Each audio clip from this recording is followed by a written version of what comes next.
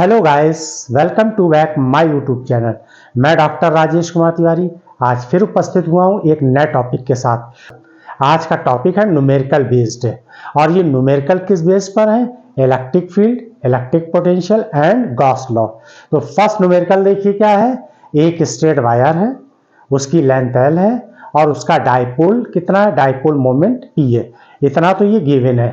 अब इसको क्या किया गया? सर्कुलर फॉर्म में बेंट कर दिया गया।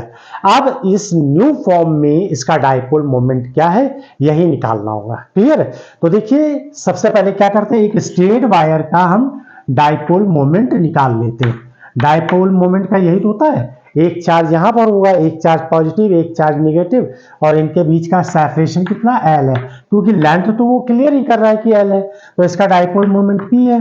तो डाइपोल मोमेंट का फार्मूला क्या होता है? Q into L, one charge and separation distance.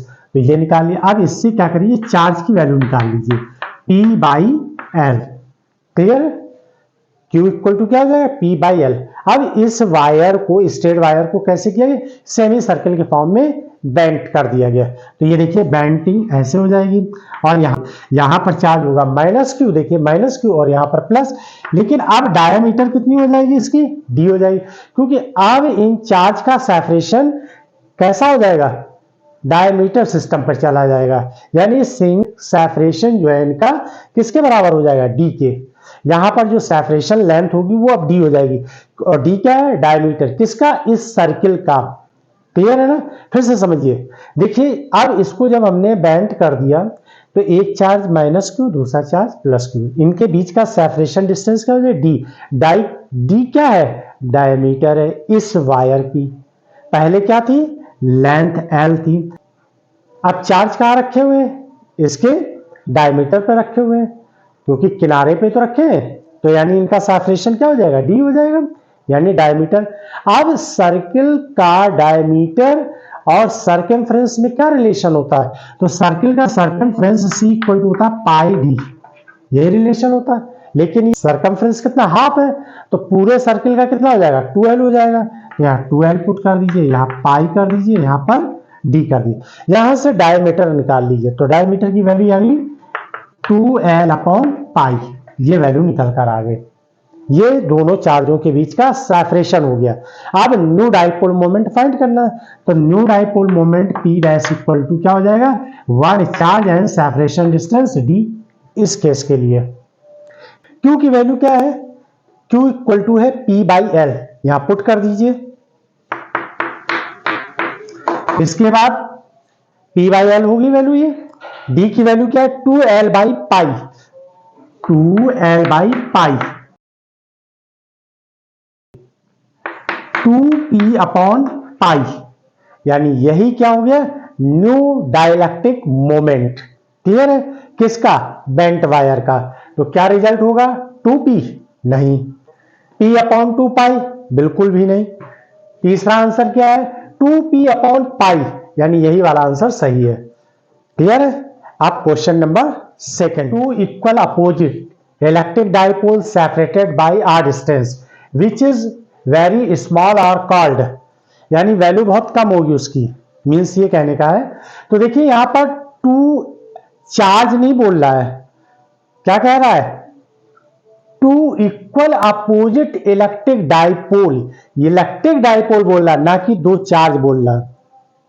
दो चार्ज के बारे में नहीं बोल रहा है, किसके बारे में कह रहा है? Electric dipole. तो क्या होगा ये डाइपोल? तो डाइपोल तो चार्ज के लिए होता है। मल्टीपोल, तो मल्टीपोल में क्या होना चाहिए? बहुत सारे चार्ज होने चाहिए। दो से ज्यादा चार्ज होते हैं उन्हें मल्टीपोल बोलते हैं, तो ये भी नहीं होगा। फिर क्या? क्वाड्रपोल। तो क्वाड्रपोल क्या होता है? क्वाड्रपोल में ये होता है कि दो इक्वल और opposite dipole separate R distance पर रखे हुए, किसी डिस्टेंस पर रखे हुए दो इलेक्ट्रिक डाइपोल अगर कुछ डिस्टेंस पर रखे हुए तो इसको बोलते हैं क्वाड्रपोल। तो इसका ऑप्शन क्या होगा? क्वाड्रपोल। क्लियर? अब numerical number third. Numerical number third क्या है?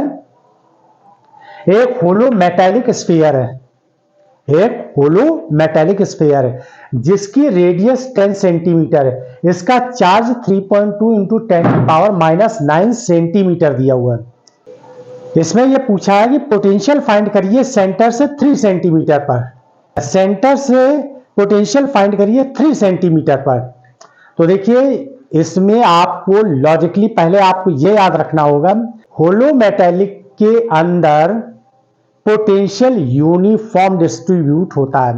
होलो मेटेलिक स्फीयर के अंदर चार्ज तो होता नहीं है, चार्ज सरफेस पे डिस्ट्रीब्यूट हो जाता है। तो इस कारण अंदर पोटेंशियल कैसा होता है, यूनिफॉर्म होता है। पोटेंशियल कैसा होता है, यूनिफॉर्म होता है। तो इसका मतलब चाहे 1 सेंटीमीटर, चाहे 2 सेंटीमीटर, चाहे 3 सेंटीमीटर, सब पर पोटेंशियल कैसा होगा, यूनिफॉर्म ही होगा। तो उसकी वैल्यू किससे निकाल लेंगे हम, इस फार्मूले से, V equal to 1/4 pi epsilon naught Q upon R। Clear है? तो यहां पर 1/4 पाई एप्सिलॉन नॉट की वैल्यू क्या होती है, 9 इंटू 10 की पावर 9। क्यू की वैल्यू क्या दी है, 3.2 इंटू 10 की पावर -9, ये वैल्यू दी है चार्ज की। देखिए चार्ज कितना दिया, यहां पर चार्ज दिया 3.2 इंटू 10 की पावर -9 कूलम पुट कर दिया। और इस मेटेलिक स्फीयर की रेडियस कितनी है, 10 सेंटीमीटर है। तो यहाँ 10 सेंटीमीटर ही पुट करेंगे, 3 नहीं पुट करेंगे, ये ध्यान रखिएगा। क्लियर है? नहीं तो 3 सेंटीमीटर पुट कर दो, क्योंकि इस मेटेलिक स्फीयर के अंदर पोटेंशियल सेंटर से लेकर सरफेस तक यूनिफॉर्म होता है। पोटेंशियल कैसा होता है, यूनिफॉर्म होता है। चाहे आप यहां निकालें, चाहे यहां निकालें, कहीं पर भी निकाले, इस जगह। तो एवरीवेयर कैसा होता है, कांस्टेंट होता है पोटेंशियल। ठीक है ना? तो इस केस में यहां पर रेडियस क्या आ जाएगी, 10 सेंटीमीटर, जो कि मेटेलिक स्फीयर के लिए, ना कि 3 सेंटीमीटर पुट नहीं करेंगे। तो यहाँ 10 हो जाएगा, और ये सेंटीमीटर है, इसको मीटर बदलेंगे तो क्या कर देंगे, 10 की पावर -2 से डिवाइड कर देंगे, यानी 10 की पावर -2 का मल्टीप्लाई कर देंगे। 100 से डिवाइड करेंगे तो 10 की पावर -2 हो जाएगी। अब इसको आप सॉल्व कर लीजिए। ये तो 9 दिया हुआ है, 10 की पावर -9 और +9 तो कैंसिल हो गया। इसका इससे मल्टीप्लाई करेंगे 28.8, और नीचे वैल्यू क्या लिखी हुई है, 10 इंटू 10 की पावर -2, तो 10 की पावर -1 ही तो बचेगी नीचे, ये ऊपर जाएगी तो 10 की पावर +1 हो जाएगी, तो 10 यानी 10 के इक्वल हो जाएगी।